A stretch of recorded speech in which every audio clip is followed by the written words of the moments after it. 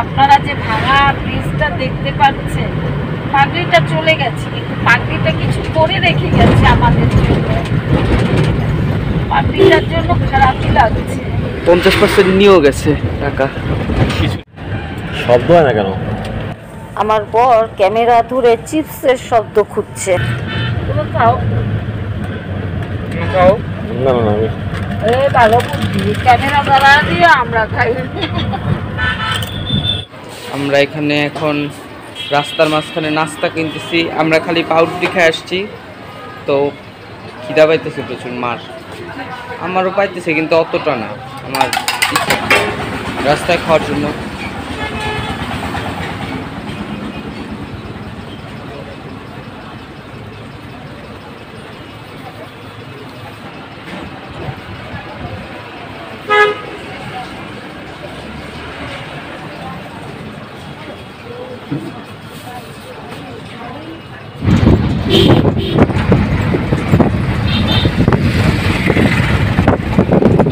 রোজা রমজানের দিন গাড়িতে বসে নাস্তা খাই, সেই মজা। মজাই মজা। গরম গরম পেট মজা লাগতেছে।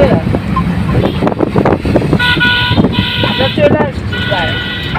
আমাদের সামনে একটা আমাদের পরিচিত বাড়ি আছে, ওইখানে ওয়াশরুমে যাবো। দেখা হচ্ছে একটু পরে। নাস্তা খাওয়ার ভিডিও ওখানে। কোটালীপাড়ার মতো গ্রামে এত সুন্দর বাড়ি কল্পনা করা যায় না। এই ছেলেটা ওর বাবার সঙ্গে কাজ করতো, তো অসাধারণ সুন্দর বাড়ি বানাইছে। এখানে ওয়াশরুম পরিষ্কার, কোমোট আছে।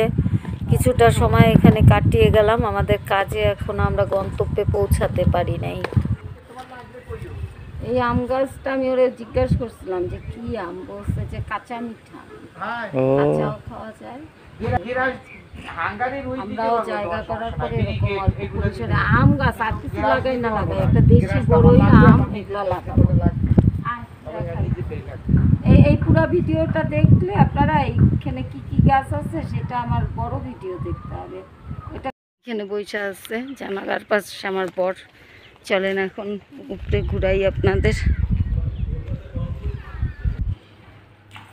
কমিশনার ছিল নাকি?